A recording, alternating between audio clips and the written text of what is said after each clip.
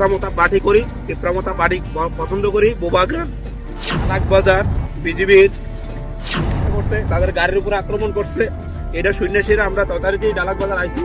আবার লগে লগে আমারে আতর্কিতভাবে হামলা পুলিশ প্রশাসন আসতো সামনে, এসডিপো স্যার আসতো সামনে থাকা সত্ত্বেও আমার উপরে এভাবে আতর্কিত হামলা করছে। ছেলেরা এইভাবে প্রাণঘাতী হামলা করবো সেটা আপনার বরদাস্ত করতাম না।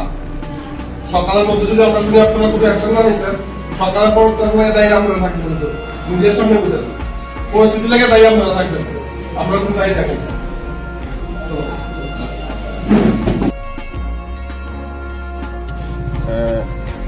এত রাত্রে আমরা এখানে আসার কারণ হলো আমাদের দলের একজন কর্মী, দলের কর্মী না, আমাদের পিসিএফ এর ব্লক সভাপতি দেলোয়ার।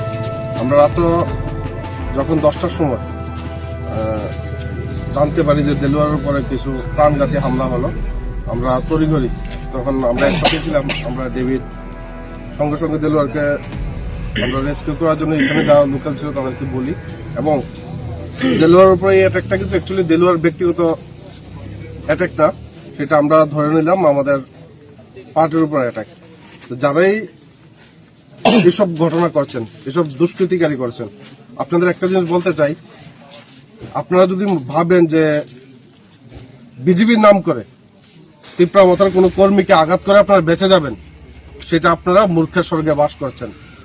এখন রাত্র 12:30 বাজে, আমরা কিন্তু কোনোদিন আমরা কর্মীকে ছাড়ি না।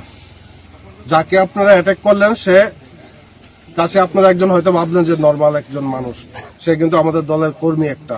আর তিপ্রামতা দলের কর্মীর উপর আপনারা অ্যাটাক করে আপনারা শান্তিতে ঘুমাতে পারবেন, সেটা দিবা স্বপ্ন আপনাদের। একটা জিনিস বলে রাখছি, আমরা এখন পুলিশ প্রশাসনের কাছে আছি, থানায় আছি। থানায় যদি আমরা সুষ্ঠু বিচারের জন্য বা আসামি অ্যারেস্টের জন্য কোনো ধরনের পদক্ষেপ না নেয়, পরবর্তী পদক্ষেপ তিপ্রামতা আমরা যারা ওয়ারিয়ার্স আছি আমরা নিজেরাই নেব। আমরা আইনের উপর বিশ্বাস করি, যেহেতু আইন কানুন আছে। এ রাজ্যে মাননীয় মুখ্যমন্ত্রী বারবার বলে যে আইনের শাসন চলছে। তো কেমন আইনের শাসন যদি হয়, এসডিপিওর সামনে, থানার সেকেন্ড অফিসারের সামনে, অনেকগুলি পুলিশ কর্মী সামনে একজন ধরনের নিরীহ মানুষকে একজন মারতে পারে পুলিশের সামনে, সেটা কিন্তু আইনের শাসনের লক্ষণ না। তো এতটুকুই বলবো, যারা এই পার্টির নাম করে দুষ্কৃতিকারীরা এই ঘটনাটা ঘটালেন, পার্টি কিন্তু চিরজীবন থাকে না, পার্টি চিরস্থায়ী না, মানুষ চিরস্থায়ী।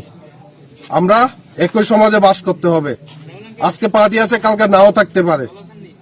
যারা পার্টির নাম করে আজকে করলেন, কালকে যদি পার্টিটা না থাকে কই যাবেন আপনি? সমাজে থাকতে হবে তো, সেই জিনিসটা মাথায় রাখবেন। কেউ এতগুলি রক্ত যে ঝরলো, সেটা কিন্তু আমরা আসলে ভাবতেও অবাক লাগে যে এই রাজ্যে আইনের শাসন চলছে।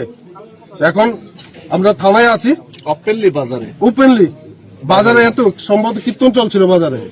ওরা কিন্তু কোনো এমন না যে ওরা নেশা করেছিল বা কারোর সাথে ঝগড়া করেছিল, ওরা জাস্ট এখানে 2-3 জন দাঁড়িয়েছিল, দাঁড়ানোর পর অতর্কিত ভাবে ওদের হামলা করলো। কারণ উনি তিপ্রামতার কর্মী, ইমিডিয়েট উনি একটা অ্যাপয়েন্টমেন্ট পেয়েছিল ব্লক প্রেসিডেন্ট, সেটা হয়তো ওদের সহ্য হয়নি।